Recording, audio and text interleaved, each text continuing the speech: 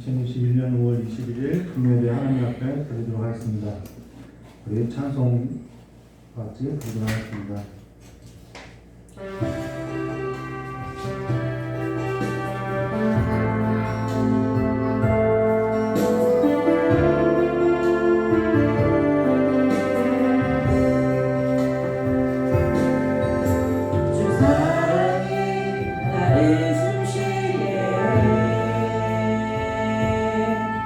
세상 그 어떤 어려움 속에도 주 은혜로 나를 돌보시며 세상 끝날까지 지켜주시네. 주 사랑이 나를 이끄시네. 내가 갈 수 없는 그곳으로 주의 사랑 나를 붙드시며 세상 끝날까지 인도하시네. 주님만이 내 아픔 아시며 주님만이 내 맘 어루만지네. 어느 누구도 나를 향하신 주님의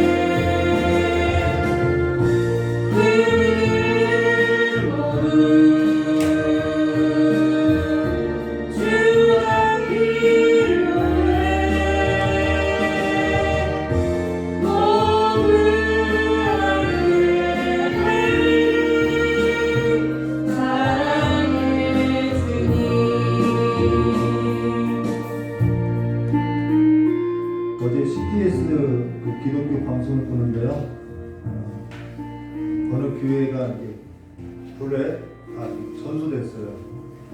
근데 거기 이제 목사님이 기도하고 예배를 드리고 불딱 보고돼서 성도님들 모두 예배를 드리더라는 것이죠.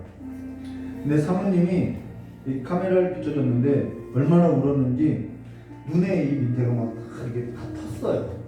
그 성전 탄 걸 보고 얼마나 울고 기도했는지. 근데 우리가 예배에 나올 때 어떤 마음으로 나온 것이 예배냐면요, 상한 심령을 갖고 나온 것이 예배인 거죠. 심령이 가난한 자가 복이 있나니 천국이 그들의 것이요, 애통한 자가 복이 있나니 저희가 위로를 받을 것이요. 심령이 가난하기 때문에 애통하는 것이고, 또한 그 애통하기 때문에 온유한 것이고요, 그들이 하나님 보실 때는 복이 있다라고 이야기하는 것이죠. 우리가 주님 앞에 내가 부유하고 내가 강한데 주님 앞에 나올 이유가 뭐가 있어요? 여기에 애통하지 않고 마음이 상하지 않고 심령이 가난하지도 않는 사람이 어디 있냐는 것이죠. 우리 모든 자들에게 필요한 것이 뭐냐면은 주님이 필요하다는 것입니다. 오늘 그 주님 앞에 여러분이 은혜를 받고 돌아가게 해달라고 기도하도록 하겠습니다. 잠깐 예배 후에 기도하도록 하겠습니다.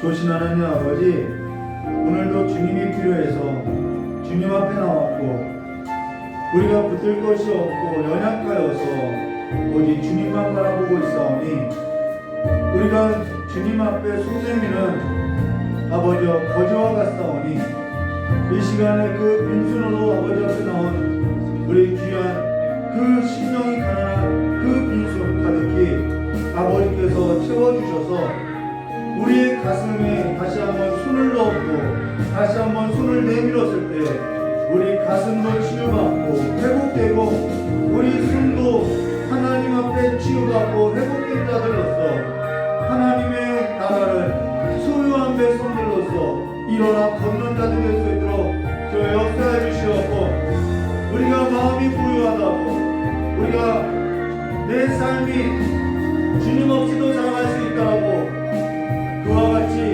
말세에 재물을 쌓고 마음을 부유하기 위해서 살아가는 그 삶으로서 가득 채워서 살아가는 것이 아니라 날마다 주님 앞에 빈손 들고 나온 자와 같이 주님을 찾고 주님 앞에 눈물을 흘리는 자들로서 날마다 주님을 가까이 하는 삶이 될 수 있도록 복된 삶이 될 수 있도록 날마다 의에 줄이고 복이 많은 자들과 같이 살아갈 수 있도록 주여 역사해 주셔서 오늘 이 시간에도 하나님의 의로 채워주시옵고 하나님의 나라를 소유한 자들로서 아버지를 보고 가는 자들로서 하나님의 은혜에 충만한 그 자리에 나왔사오니 그 하나님의 영광을 보고 가는 사람이 될 수 있도록 주께서 돌보아 주셨고 변화시켜 주셔서 이제는 우리의 삶의 자리가 이제는 와서 주를 보라라고 하나님의 영광을 보라라고 내가 그 하나님의 영광을 보았다라고 선포하는 삶이 될 수 있도록 하나님의 아름다운 덕을 선포하는 자들이 될 수 있도록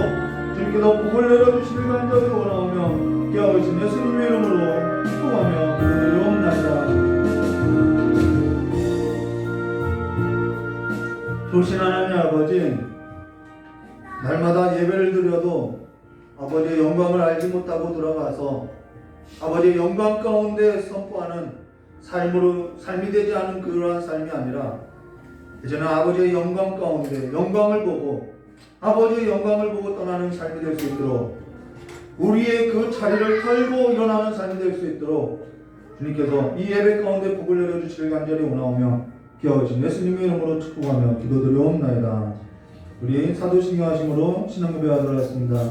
전능히 하사 천지를 만드신 하나님 아버지를 내가 믿사오며 그 외아들 우리 주 예수 그리스도를 믿사오니 이는 성령으로 잉태하사 중정녀 마리아에서 나시고 본디오 빌라도에게 고난을 받으사 십자가에 못 박혀 주시고 장사한 지 사흘 만에 죽은 자 가운데서 다시 살아나시며 하늘에 오르사 전능하신 하나님 우편에 앉아 계시다가 저리로서 산자와 죽은 자를 심판하러 오시리라. 성령을 믿사오며 거룩한 공예와 성도와 세우는 것과 죄를 사하여 주신 것과 몸이 다해 사는 것과 영원히 산 것을 믿사옵나이다. 아멘. 찬송 한 장 부르시는 하나님 말씀 기도하십니다.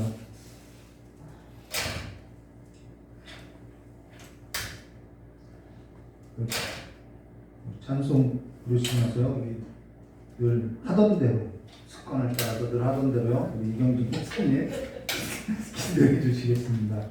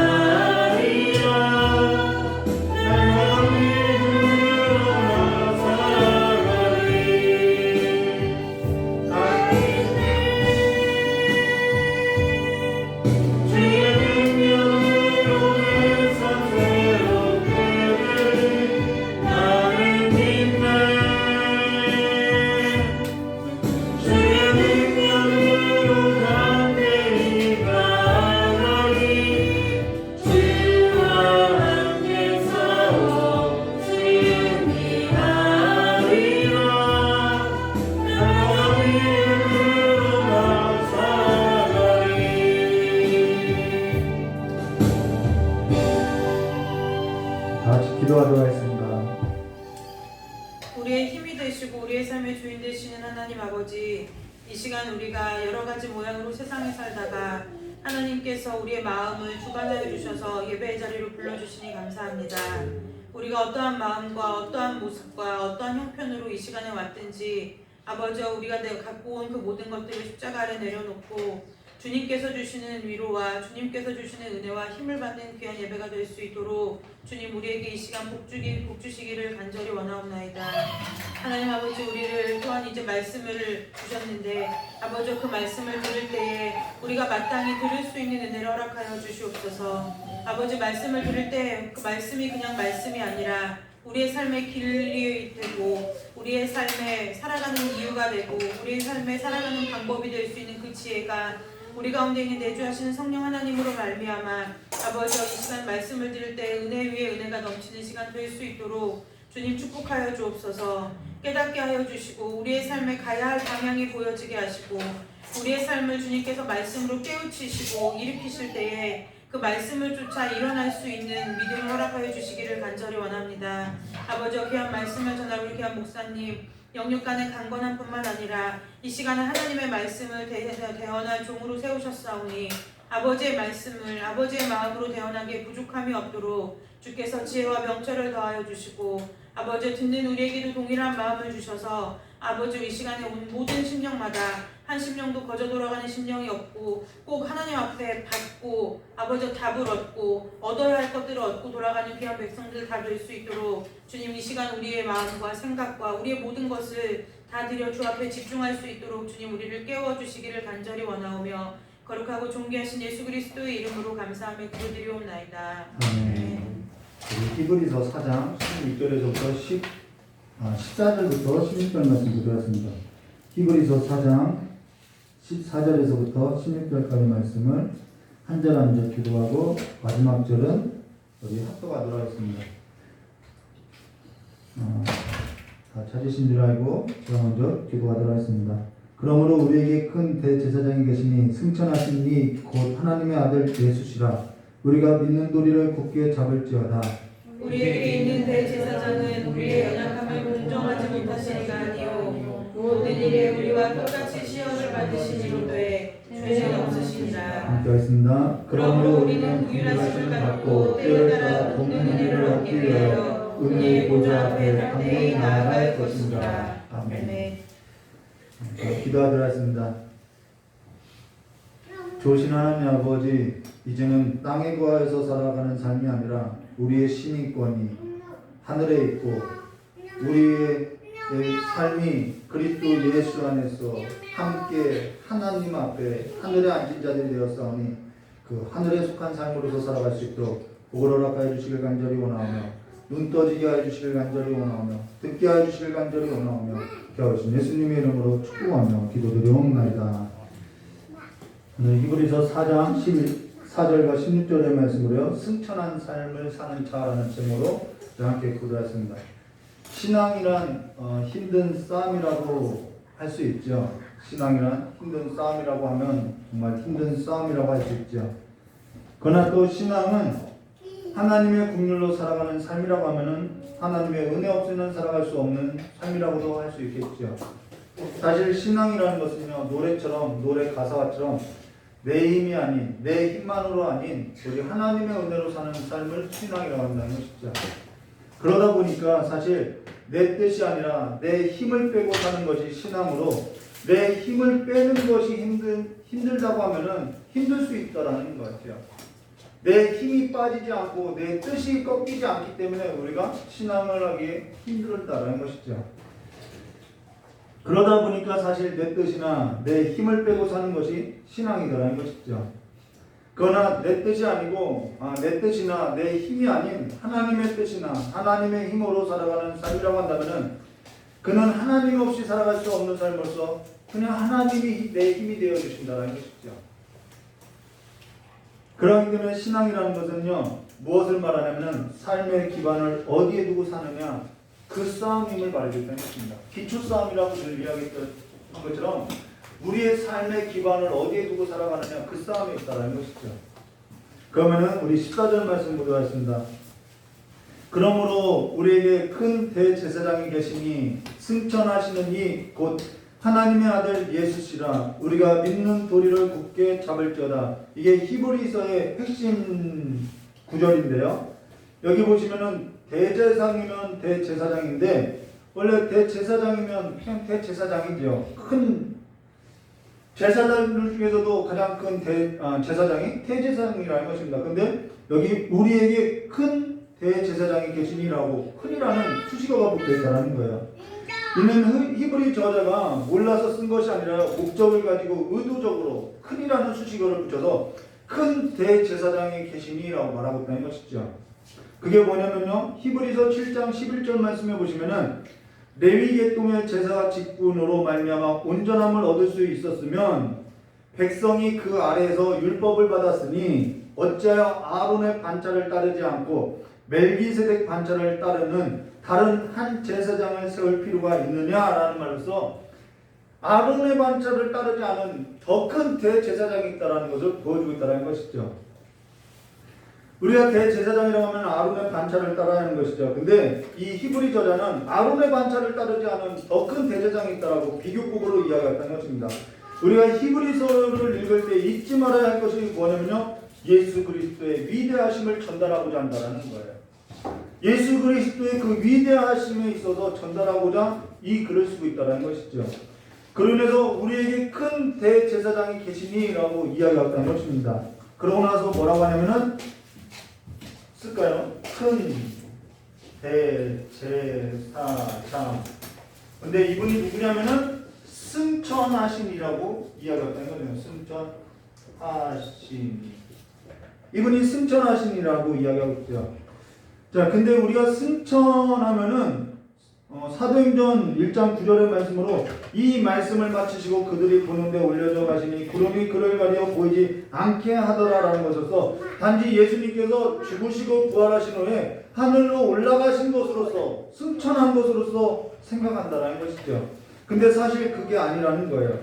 히브리서 9장 11절과 12절 말씀 보시면은 그리스도께서는 장래 좋은 일에 대제사장으로 오사 손으로 짓지 아니하는 것 곧 이 창조에 속하지 아니하는, 여기 창조의 세계가 속하지 않는 것을 말하죠. 이 창조에 속하지 아니한 더 크고 온전한 장막으로 말미암아 염소와 송아지의 피로 하지 아니하고 오직 자기의 피로 영원한 속죄를 이루사 단번에 성소에 들어갔었느니라 라는 것으로서 여기서 말하는 성소라는 것은 창조한 그 창조에 속하지 않은 더 크고 온전한 장막으로서 무슨 성소를 말하냐면 하늘 성소를 말한다는 것입니다.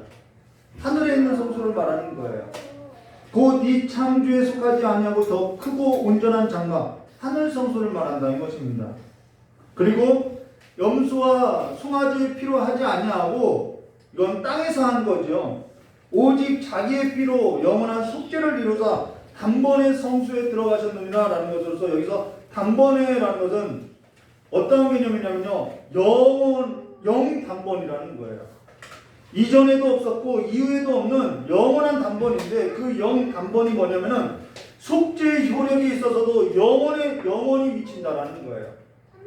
지금도 미치고 앞으로도 미칠 것이고 이전에 있었던 모든 것에 있어서도 다 미친다라는 것이죠.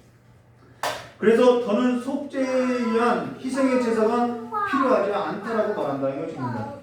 그러면서 승천이라는 것은 무엇을 말하냐면요, 예수께서 친히 제물이 되어서 자기 피로 영원한 속죄를 이루고자 이 창조에 속하지 아니한 더 크고 온전한 장막인 하늘 성소로 들어갔음을 말해주겠다는 거예요. 땅에서 드려지는 것은 그냥 단지 모형에 불과하다는 거예요. 그림자였다는 거예요. 땅에 속하여서 땅에서 이루어진 것만으로 가지고 땅에서 행하고 그 이루어진 것으로는 하늘 성소에는 들어갈 수 없기 때문에 그거는 그림자이고 모형에 불과하기 때문에 친히 실제가 되어서 하늘 성소에 들어갔다는 것입니다. 아빠는 안 나와. 하늘 성소에 들어갔다는 것입니다. 그리고 나서 곧 이 승천하신 이가 누구냐면은 하나님의 아들 예수시라라고 말하고 있는 것이죠.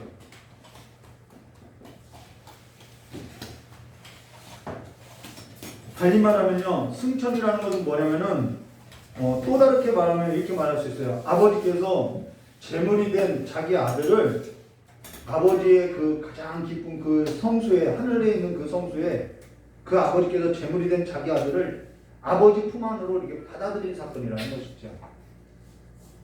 그 심정은 우리가 이해할 수 없겠죠. 우리가 전에 요한복음을 나눌 때 요한복음 1장 18절에 본래 하나님을 본 사람은 없으되 아버지 품속에 있는 독생하신 하나님이 나타나셨느니라라는 것에서 아버지의 품에 관해서 이야기했다는 것이죠. 그러면서 승천이라는 것은 하나님의 아들이신 예수 그리스도께서 아버지의 계획과 아버지의 뜻을 다 이루시고 모든 사역을 완전하게 완성하시고 본래 아버지의 품속에 계셨던 그분의 자리로 돌아간 사건이 승천이라는 것이죠. 요한복음 13장 3절 말씀에 저녁을 먹는 중에 예수께서 아버지께서 모든 것을 자기 손에 맡기신 것과 또 자기가 하늘로부터 오셨다가 하나님께로 돌아갈 것을 아시고라는 것으로서 이들에게 제자들에게 알려주고 있다는 것이죠. 그가 하나님께로부터 와서 하나님께로부터 돌아간 것으로서 하나님께로부터 보냄을 입은 그 모든 사역을 완성한 것이 뭐냐면 승천이라는 것이죠.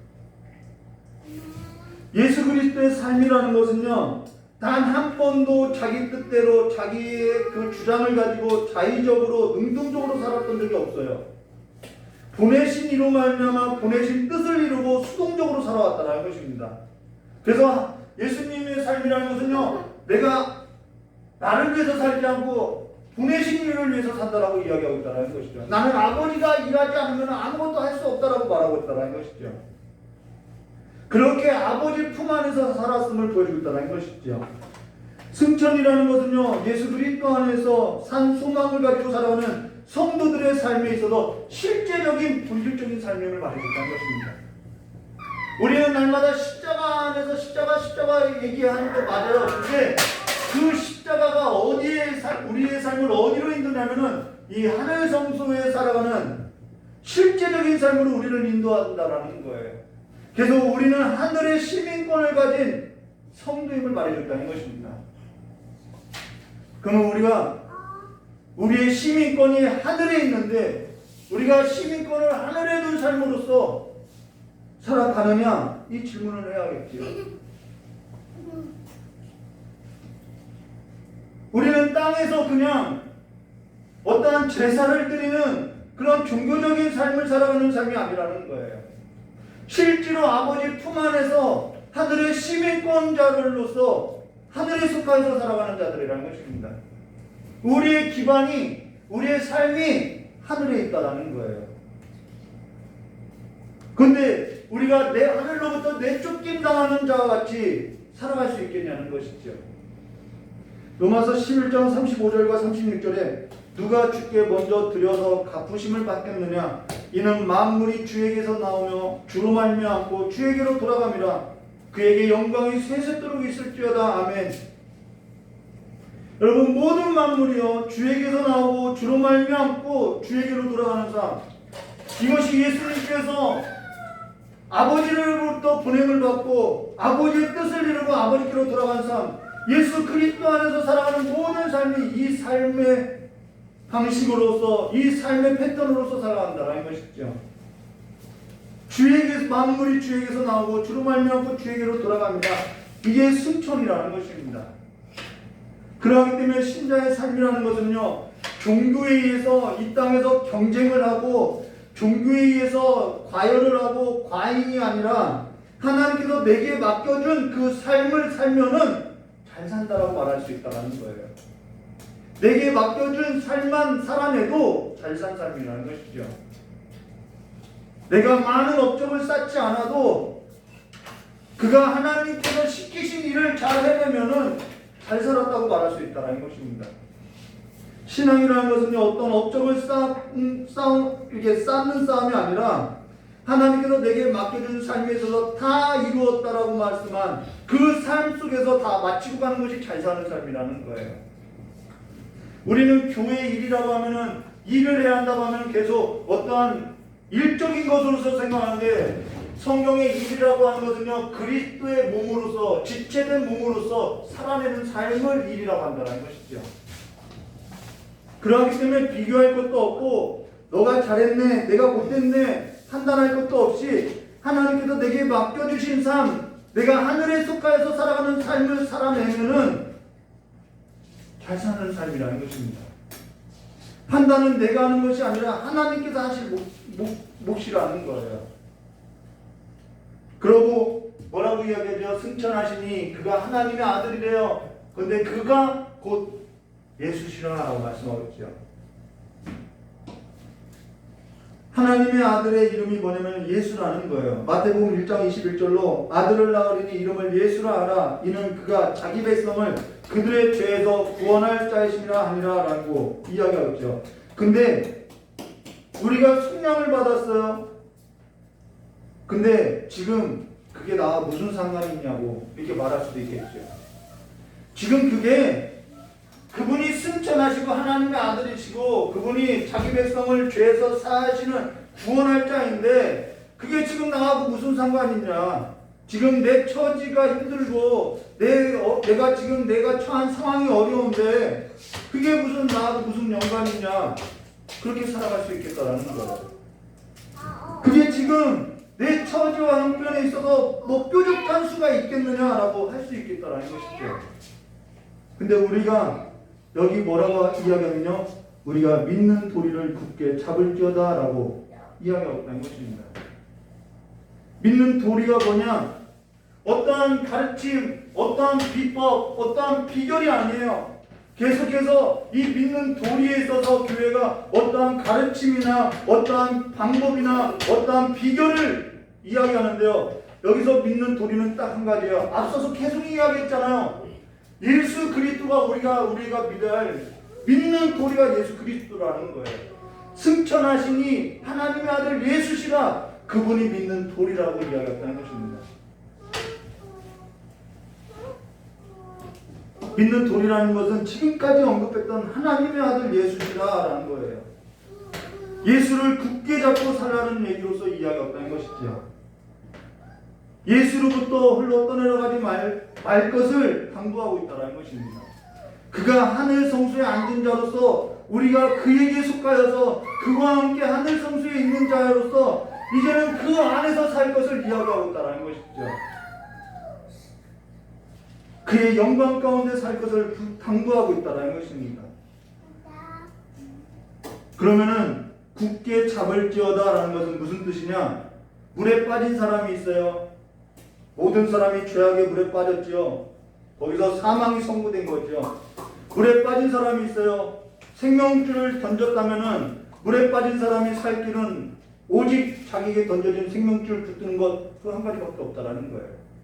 그게 굳게 잡아라라는 뜻이라는 것입니다. 베드로가 물에 빠졌지요. 베드로가 물에 빠졌을 때 그가 어떻게 해서 어떻게 해서 물에서 걸어 나올 수 있었느냐? 답은 한 가지였어요. 주여 나를 구원하소서. 주여 나를 살려주소서. 그 상태가 굳게 잡은 상태라는 거예요. 지금 내 처지가 힘들고 어려운 상황인데 무슨 이것이 내게 도움이 될 수 있느냐라고 말하지만은 지금 내 처지가 힘들고 내 상황이 어려우니까 우리가 믿는 도리를 굳게 잡을지어다라고 말하고 있다는 것입니다. 당시 이들의 삶은 어땠냐면요, 로마의 압제로부터 로마의 핍박으로부터 모든 재산을 빼앗겨서 이 로마로부터 추방당할 때였다라는 거예요. 이들이 로마로부터 추방당할 때 그냥 추방당한 것이 아니라 모든 재산을 몰수당해서 추방당했다라는 것이죠. 그러고 나서 이들이 추방당하고 나서 유대 사회로부터도 쫓겨나서 어떠한 경제적인 상황, 활동에 있어서도 할 수 없었던 상황이라는 것이죠. 어떠한 경제적인 활동, 어떠한 매매도 할 수 없는 상황이었다는 것입니다. 예수 부활하신 그 예수가 나의 구주라는 그 고백 한마디 때문에요. 그로 인해서 신앙마저도 흔들렸고 그들이 흘러 떠내려갈 지경이었고 이것이 예수 믿는 그 삶인가라는 그 구원의 그 소망마저도 잃어가고 있을 때였다라는 것이죠. 그들이 다시 이전의 삶으로 되돌아가고자 했었음을 말해준다라는 것입니다. 내가 믿는 것이 진짜인가? 내가 예수를 붙들고 살아가는 것이 이게 진짜 신앙인가? 내가 잘못 가는 것 아닌가? 그러면서 다시 돌아가야겠다라고 하는 사람들이 여기저기서 나왔다라는 것입니다. 전에 즐겨했던 것도 즐겨 하지도 못하고, 전에 즐겨 먹고 즐겁게 사는 삶에 있어서도 하지도 못하는데 내가 잘못 믿고 있는 거 아닌가?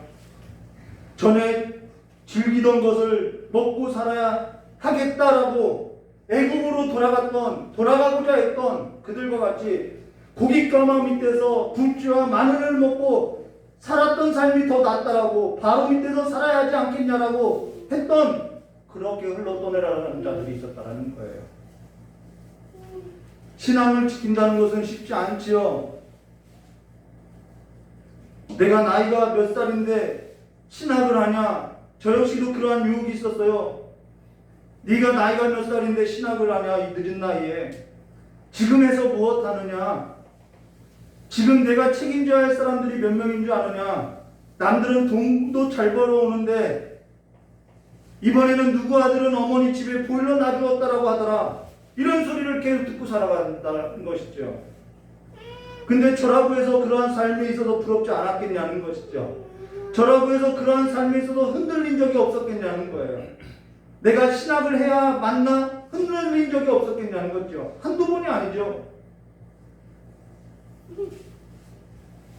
서너 번 알바한 적도 있죠. 근데 그때마다 사고가 생기고 그 알바 자리에서 쫓겨나고, 또 내가 괜히 알바를 했나 보다 후회도 하고, 근데 또다시 형편이 어려우니까 다시 일하러 나가게 되고, 이런 반복된 삶이 있었다라는 것이죠. 근데 어떤 것을 굳게 잡을 것이냐는 거예요. 우리가 믿는 도리를 굳게 잡을지어다 라고 말했다는 것입니다. 넘어져도 또 잡는 거예요. 여러분의 처지와 형편을 몰라서 하는 말이 아니라, 지금 우리가 믿는 도리를 굳게 잡을지어다, 이것이 우리가 살아가는 삶의 기림을 말해준다는 것입니다. 요즘 코로나19로 모든 사람들이 힘든 시기라는 거 알아요. 힘든 시기를 보내는 것도 알고 있어요. 근데 어떤 사람은 애굽에 사는 그 삶대로 살아가고자 하기도 하고, 어떤 사람은 광야에서 그냥 죽은 자처럼 살기도 하더라는 거예요. 근데 지금 이때 우리가 믿는 도리를 굳게 잡을지어다라고 한 이 성경에 있어서 이루어지고 있는 삶이라는 것을 말해주고 있다는 것입니다. 앞으로 더 나아질 것이라는 보장이 어디 있어요? 코로나19가 아니어도 앞으로 더 힘든 삶이 우리 앞에 직면할 때 우리가 그때는 무엇을 해야 하겠냐는 것이죠. 우리가 해야 할 일은 딱 한 가지예요. 우리가 믿는 도리를 굳게 잡을지어다, 이 한 가지라는 것입니다. 예전에 저희 어머니께서 저 이제 직장 생활할 때 형제야 집 달라고 기도해, 이 말을 했었어요. 근데 그때는 제가 힘이 있고 돈도 벌 수 있었으니까, 많이 벌었으니까 어머니 아버님 빚 갚아드리면 집 장만하는 거 어렵지 않겠지 라는 생각을 하고 살았어요. 근데 지금 와서 후회하는 것이 뭐냐면은 그때 기도해야 될 거. 어머니가 왜 형기야 집 달라고 기도하라고 했는지 이 늦은 나이에 깨닫게 됐다는 것입니다. 우리가 믿는 도리를 굳게 잡을지어다라고 한, 우리가 믿는 도리를 굳게 잡아야 하는 까닭이 어디 있느냐면요, 15절에 나와 있어요. 우리에게 있는 대제사장은 우리의 연약함을 동정하시지 못할 리가 아니요 모든 일에 우리와 똑같이 시험을 받으신 이로되 죄는 없으시나라는 것에서, 우리에게 있는 대제사장은 우리의 연약함을 동정하지 못하실 리가 아니기 때문에 그 믿는 도리를 굳게 잡아야 한다는 것입니다. 우리 여기서 우리의 연약함이라는 것은 무슨 말이냐면요, 우리가 가지고 있는 모든 한계성을 말하는 거예요. 누가복음 7장 11절과 17절 말씀 보시면은, 나인성이라는 성에서 예수님이 가실 때 한 죽은 자를 메고 나오는 행렬과 마주하게 됐죠. 그때 사람들이 할 수 있는 것은 뭐냐면요, 우는 거예요. 우는 것. 고작 사람이 할 수 있는 것은, 사람의 한계는 우는 것이라는 것이죠. 회피하거나, 사람이 할 수 있는 일이라는 것이 많지 않아요. 많은 것을 하고 사는 것처럼 보여도 사람이 결국 할 수 있는 것은요, 같이 울어주는 거 네가 한 가지밖에 없다라는 것입니다. 저 역시 저의 연약함과 마주할 때 우는 것밖에 할 수 있는 게 없어라는 거예요. 제 아버님께서 주님 품에 안길 때에도 사람들이 와서 먹고 마시고 무난하고 얘기해주고 감사하죠. 그런데 우는 것밖에는 해주지 못하더라는 것이죠. 그들이 죽은 자를 살리러 온 건 아니잖아요. 같이 애도하고 아니면은 내가 좋아했던 분이 떠났으니까 같이 함께 해주고 그것이 전부라는 거예요. 근데 여기 동정하지 못하실 리가 아니오라고 한 것은 그가 우리의 연약함을 가지셨다라는 뜻이라는 것입니다. 그가 하나님의 아들인 동시에 그가 우리의 그 연약한 그 완전한 사람의 몸을 입고 오셔서 우리의 연약함에 있어서 동정하시지 못할 리가 아니라고 이야기했다는 것이죠. 우리의 연약함을 동정하시지 못하실 리가 아니오라고 말했다는 것입니다. 그로 인해서 그러면은 예수님께서도 그냥 우시기만 했느냐? 아니죠. 그 죽음의 행렬에 있어서 울지 마라 라고 할 뿐만 아니라 울지 말라라고 말만 했나요? 관에 손을 대시고 청년아 내가 내게 말하노니 일어나라 라고 하실 수 있는 분이 예수더라는 거예요. 어떤 사람도 죽은 사람을 살려본 적이 없죠. 어떤 사람도 죽은 자를 일어나라고 말할 수 있는 자가 없죠. 근데 이분은 하시더라는 것이죠. 지금 여러분이 누군가를 살릴 수 있고 또 내 스스로가 살 수 있느냐?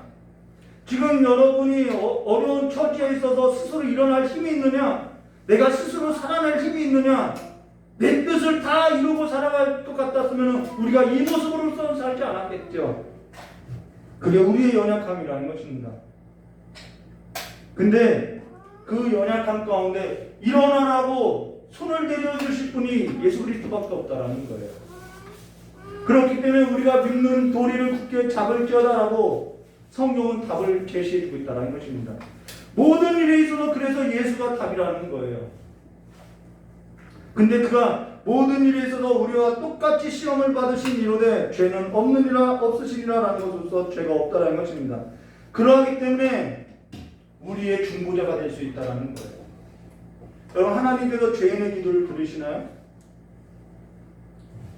죄인의 기도가 아니라 예수 그리스도는 죄가 없기 때문에 의인의 기도를 들어주시는 것으로 그분이 친히 하늘 성소에서 죄인된 우리의 몸을 입고 우리의 중보자가 되어서 우리의 연약함의 몸을 입고서 우리의 대제사장이 되어서 기도해 주시더라는 것이죠. 그래서 예수 이름 부르는 것이죠. 근데 여기 우리에게 대제사장은 우리의 연약함을 동정하지 못하실 리가 아니요 모든 일에 우리와 똑같이 시험을 받으신 이로되 죄는 없느니라 라고 부정문을 썼다라는 거예요. 조금 긍정문으로 쓰면 훨씬 좋아 보일 텐데 부정문으로 썼다라는 것입니다. 무슨 말이냐면요, 우리에게는 대제사장이 있으니 우리의 연약함을 동정하실 것이오라고 이렇게 쓰면 더 긍정적인데, 우리에게 대제사장은 우리의 연약함을 동정하지 못하실 리가 아니오 모든 일에 우리와 똑같이 시험을 받으신 이로되 죄는 없느니라 라고 부정문으로 썼다라는 것이죠. 여기에 있어서 왜 부정문으로 썼냐면요, 이런 뜻이에요. 가령 어떤 사람에게 제가 저희 딸을 소개하는데 저희 딸 진짜 공부 잘해요 라고 하면 받아들이는 입장에서 그냥 겉으로는 받아들이지만은 그래 당신 딸 공부 잘한다 이 정도 수준으로 받아들이는 것이죠. 근데 저희 딸에 있어서 남에게 이야기할 때 저희 딸 못하는 정도는 아니에요 라고 하면은 아 그래요? 받아들이는 입장이 다르다는 것입니다. 가까이 할 수 있다는 것이죠. 저희 딸이요 빵점 맞은 적은 없어요 라고 하면 더 가까워질 수 있겠는 거죠. 하나님께서 그만큼 가깝게 하기 위해서 부정문으로 이야기하고 있다는 것입니다. 근데 자기 자랑에 취해서 내가 얼마나 능력 있는 줄 알아? 우리 딸 공부 진짜 잘해. 이번에 100점 맞아. 늘 100점 맞아 하면은 받아들이는 입장에서 그래 너나 잘해라 이렇게 이야기한다는 것이죠. 겉으로는 그러나 해도 사람의 본성이 다 거기서 거긴 것으로서 속으로는 그래 너나 잘해라 라고 생각한다는 것이죠. 그렇기 때문에 정말 연약한 사람을 일으켜주고 힘을 도와주고자 부정문으로 쓰고 있다는 것입니다. 그러고 나서 16절 말씀 보도록 하겠습니다. 그러므로 우리는 긍휼을 하심을 받고 때를 따라 돕는 은혜를 얻기 위하여 은혜의 보좌 앞에 담대히 나아갈 것이라 라고 말하고 있어요. 자, 때를 따라 돕는 은혜가 뭐냐면요, 저 역시 어릴 때는 몰랐어요. 모든 것이 다 때를 따라서 막 내 필요를 채워주는 것이 때를 따라 돕는 은혜로 생각했는데요. 자녀를 키우면서 좀 알게 되다는 것이죠. 우리에게 있어서 필요한 것이 뭘까? 지금 당장 필요하다고 했던 것을요, 대부분 쓰레기더라는 거예요. 어제 제 아내하고 마트에 가서 쇼핑하는데 제가 어떤 제품을 보고 제 아내에게 야, 저거 있었으면 좋지 않겠어? 라고 했더니 제 아내가 두 번 말할 것도 없어요. 그냥 대본이 다 쓰레기야 하고 지나가더라는 것이죠. 그러고 나서 제 아내에게 이런 말을 했어요. 사실 사람이 필요하다고 해서 만든 것이 지금 다 쓰레기 아닌 것이 없지라고 이야기해줬다는 것입니다. 근데 그것이 그때에는 반드시 있어야 할 거라고 생각했는데 근데 대부분 그렇지 않더라는 거예요. 그때 그 옷이 필요해서 샀던 것이 몇 년이 지나도 그냥 그대로 있고 그때 그 장난감이 꼭 필요해서 샀던 것이 그렇게 쓸모있게 있지 않고 저희 딸이 어떤 것은 필요하다고 하는 것에 있어서 모든 것이 다 필요한가 사실 그렇지 않다는 것입니다. 다 사주지 않는다라는 거예요. 저희 딸이 필요한 것이지 부모의 눈에는 그것이 그렇게 필요한 것이 아니라는 것이죠. 지금 우리의 삶이 아버지 앞에 그러한 삶이라는 것입니다. 저 역시 그때는 그 물질이 있었으면 했고 그때는 그 물질이 없으면 당장 죽을 것 같았고 힘든 시기가 있었고 사실 그때는 그 물질이 없으면 정말 죽을 것 같다라는 거예요. 근데 사실요 그때 그 물질이 없어서도 먹고 사는 데는 좀 불편함은 있었는데 죽지는 않더라는 거예요. 보증금이 없어서 야간에 쫓겨났어도 죽지 않더라는 것이죠. 등록금과 교통비가 없어도 불편했지 죽지는 않더라는 거예요. 사실 지금은요 한 2주일에 한 번씩은 커피 정도는 사 먹을 수 있는 부유함을 갖고 있어요. 일주일 한 달에 한 사람 정도는 사줄 수 있는 부유함을 갖고 있어요. 오늘 때를 따라 돕는 은혜라는 것은 내 필요, 내 뜻을 이루고자 하는 것이 아니라 하나님께서 보내실 때, 하나님께서 보실 때에 필요한 하나님의 도우심을 말한다는 것입니다. 근데 우리에게 있어서 가장 절실한 것이 뭐냐? 절실한 필요가 뭐냐? 오늘 지금 당장 나에게 있어서 가장 절실한 필요가 뭐냐는 거예요. 저는 하나님의 아들 예수시라. 이것이 내 삶 가운데 가장 절실히 필요하다는 것입니다. 내 삶에 있어서 가장 절박하고 절실하게 필요한 것은 우리는 긍휼하심을 받고라고 한 그 때를 따라 돕는 은혜의 그 모든 기초가 하나님의 긍휼에 있는데 그 긍휼하심이 뭐냐? 하나님의 아들 예수 그리스도의 이름에 있다는 것입니다. 우리는 빵의 문제만 해결되면 내가 하나님을 잘 섬길 수 있을 거라고 말은 하나 사람은요 빵의 문제가 해결돼도 하나님을 섬기지 않더라는 거예요. 그렇기 때문에 모든 사람의 그 연약함에 있어서 누가 필요하냐면 하나님의 아들 예수가 필요하더라는 것이죠.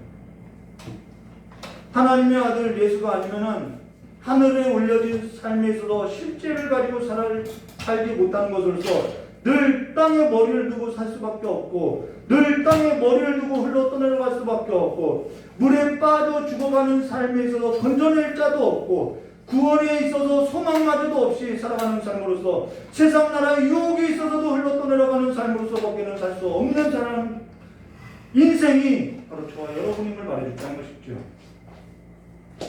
하나님께서 광야에서 이스라엘 백성들에게 고기와 물을 줄 능력이 없어서 시내산 앞에 끌어다가 율법을 주신 것이 아니라는 거예요.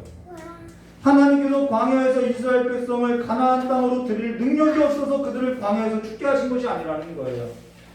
우리가 생각할 때는 광야에서 가장 절실하게 필요한 것이 마실 물이고 가장 절박한 것이 먹을 양식이고 가장 필요한 것이 이 뜨거운 태양을 가려주고 이 차가운 바람을 막아줄, 그리고 내가 누울 자리가 필요하다고 생각할 거라는 것이죠. 그러나 우리에게 가장 절박하고 가장 절실하고 가장 필요한 것은 우리가 믿는 도리를 굳게 잡을지어다라고 한 하나님의 아들 예수시라는 것입니다. 그분이 우리의 인도자가 되고 우리의 방패가 되어주시고 우리의 그늘이 되어주시고 우리의 양식이 되어주셔서 우리의 삶을 그 땅으로 인도해 주시고 있다는 거예요. 그러면서 인생은요, 딱 두 종류의 사람이 있죠. 하나님의 아들 예수시라 그 믿음의 도리를 굳게 잡고 사는 사람이 있고, 하나님의 아들 예수시라 라고 한 그 예수를 굳게 잡지 아니하고 자기 힘으로, 자기 뜻으로, 자기 삶의 기반으로 자기를 굳게 잡고 살아가는 인생, 두 가지 인생이 있다는 것입니다. 지금 여러분은 어떠한 인생을 살고 있냐는 거예요. 다른 사람 찾아볼 것 없이 지금 저와 여러분, 우리 자신의 모습을 보면 알 수 있죠. 어떤 사람이 하나님의 아들 곧 예수시라라고 한 그 믿음의 도리를 굳게 잡고 하나님의 긍휼하심을 받은 자로서 하나님의 복을 얻고 살아가는 자라는 것을 말하고 있다는 것입니다. 하나님의 아들 곧 예수시라라고 한 믿는 도리를 굳게 잡고 살아가는 자로서 하나님의 긍휼하심을 받고 때를 따라 돕는 은혜를 얻기 위하여 은혜의 보좌 앞으로 담대히 나아가는 자가 되시기를 주님의 이름으로 축원합니다. 그가 하나님께로부터 긍휼을 받았기 때문에, 긍휼을 받은 자이기 때문에 하늘 성소인 은혜의 보좌 앞으로 담대히 나아갈 수 있음을 말해줬다는 거예요. 근데 그게 아니면은 모형에 불과한 삶으로서 그냥 땅에서 종교 생활하고 껍데기만 가지고 형식만 가지고 살아가는 삶이 될 수 있다는 것입니다. 끝까지 우리가 믿는 도리를 굳게 잡은 자로, 하나님의 긍휼하심을 받은 자로, 때를 따라 돕는 은혜를 얻은 보좌 앞으로 나아가는 자로서 예수를 힘입고 살아가는 기도의 사람, 하나님의 성소를 사랑하는 사람, 하나님의 성소에 들어간 사람으로 일어나 걸어나가시기를 주님의 이름으로 축원합니다. 같이 기도하도록 하겠습니다. 참 좋으신 하나님 아버지, 이제는 우리가 땅을 보고 살아가는 삶이 아니라 우리가 그리스도 안에, 그리스도 예수 안에서 믿는 도리를 굳게 잡은 자로서 하나님의 긍휼하심을 입은 자로서 하나님의 그 성소에 들어간 삶으로서 아버지와 삶을 나누는 삶이 될 수 있도록, 죽은 자와 같이 광야에서 방황하는 자가 아니라 광야에서 애국으로 돌아가서 살고자 하는 삶이 아니라 하나님께서 우리에게 약속하신 그 삶에 있어서 담대히 걸어나가는 자들이 될 수 있도록 주님께서 복을 허락하여 주시길 간절히 원하며 기도하고 예수님의 이름으로 축복하며 기도드리옵나이다. 찬송 한 장 부르고 깨달은 말씀 붙잡고 기도하도록 하겠습니다.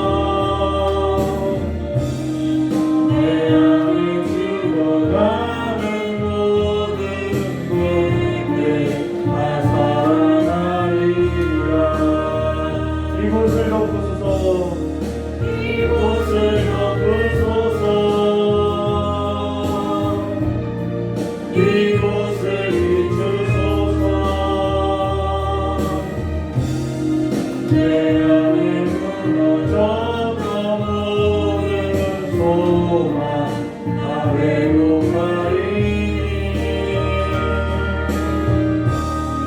이곳을 지나소서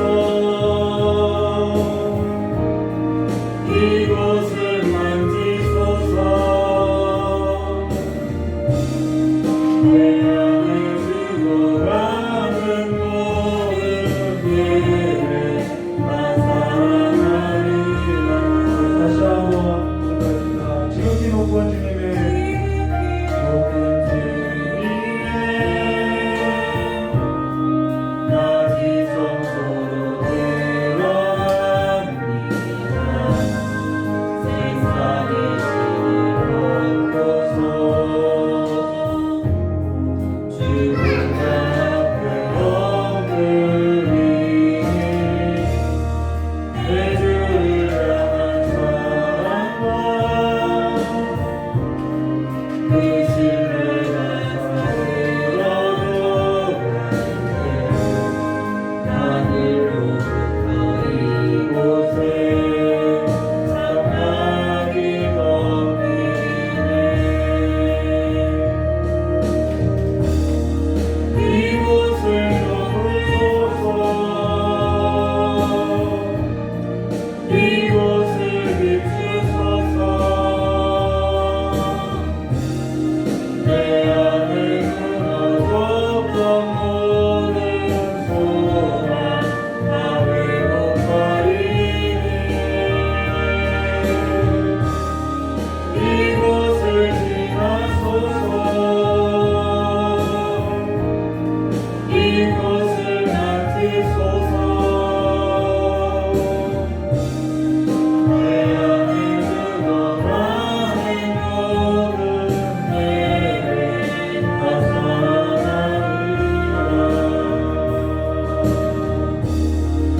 이곳을 덮으소서 이곳을 비추소서. 성경에 보면은 룻이 있죠. 빌어먹게 됐죠. 그는 모압 여인으로서요 하나님의 총에 들어갈 수 없는 자이죠. 근데 나오미를 만나서 어머니 하나님이 나의 하나님이 되고 어머님의 백성이 나의 백성이 된다는 그 신앙을 따라서 그 과정을 걷게 되죠. 과정을 걷는 그 삶이 자기 아버지 집으로 자기 고향으로 가는 것보다 힘든 삶이라는 거예요. 자기 친척과 자기 고향을 떠나서 살아가는 삶보다 더 어렵다는 거예요. 그래서 나오미 그 시어머니를 따라서 베들레헴인가요? 그 땅에 가서 이삭 죽고 빌어먹고 살아가고 있다는 것이죠. 두 가부의 삶이라는 것은요 살아갈 수 있는 삶이 아니라는 거예요. 근데 그가 살아가게 된 그가 회복되게 된 삶이 딱 한 가지죠. 보아스의 장막이 덮어졌을 때 그 보아스의 혈통으로 노아는 다윗이 오고 그 다윗의 혈통으로 예수 그리스도가 오고 그 예수 그리스도가 성도의 장막이 되어서 오늘도 우리를 덮어주고 있다는 거예요. 오늘 그 하늘의 성소로서 덮어지지 않으면은 우리에겐 소망이 없어요. 우리는 살아나갈 길이 없어요. 오늘 여러분이 그 하늘 성수로 하나님의 장막으로 덮여진 삶으로서 눈물이 씻겨지고 이제는 우는 삶이 아니라 하나님의 생명성에 쌓여지는 삶으로서 일어나시기를, 예수 그리스도를 힘입어서 일어나시기를, 날마다 하나님의 국륜을 따라서 살아가는 삶이 되시기를 주님의 이름으로 축원합니다. 지금 무엇하고 있냐는 거예요.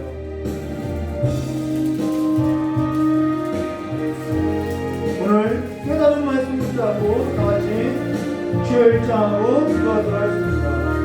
주여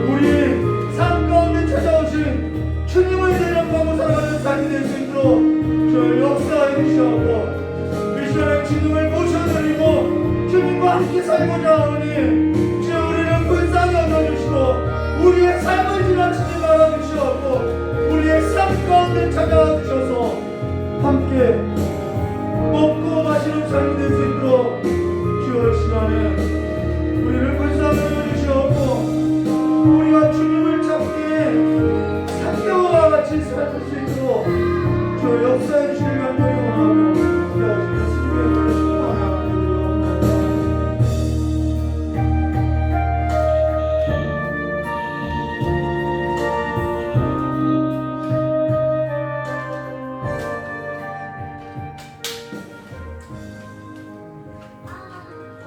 조신 하나님 아버지, 우리 귀한 성도님들 그 모든 삶에 하나님께서 그냥 지나치지 마시고 또한 주님이 지나가신다고 하실 때에 소리를 듣고 그냥 우리들 가운데 있는 것이 아니라 주님의 옷자락이라도 붙드는 심정으로서 그만한 믿음이라도 있는 사람들로서 얼마나 주님을 붙들고 살아가는 삶이 될 수 있도록 주님의 옷으로 덮여지고 장막으로 덮여져서 이제는 해함도 받지 않고 눈물도 씻겨지는 삶이 될 수 있도록 또 역사해 주시옵고 이제는 우리의 정욕을 손님으로서 대접하고 살아가는 삶이 아니라 주님을 우리의 손님으로 나의 주인으로 모시고 살아가는 삶의 자리들이 될 수 있도록 주 역사해 주시옵고 이제는 우리가 하나님의 그 예수의 이름으로써 예수의 능력 앞에 모든 자들이 죽어있는 삶이 아니라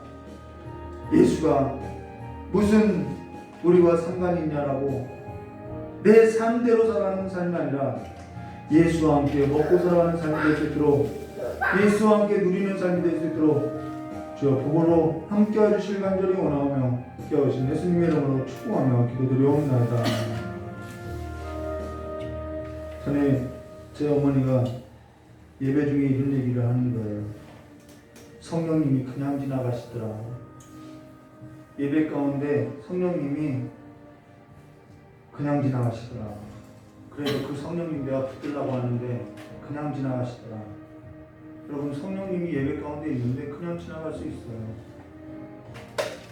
여러분의 삶에 그 예수님이 그냥 지나가는 삶이 되지 않기를 주님으로 축원합니다. 저녁에 교회 와서 기도하는데 하나님 내가 무엇을 해야 하는지 모르겠어요. 10년 가까이 목회하면서도 무엇을 해야 하는지 모르겠어요. 하나님 비전 좀 주세요.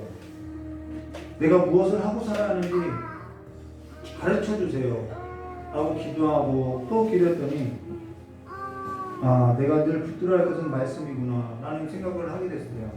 그리고 그냥 지내왔어요. 한 2주 동안. 근데 시골 갔더니 저희 어머니가 그 얘기를 하는 거예요. 성기야 난 너를 위해서 너 천명 목회해달라고 기도한다.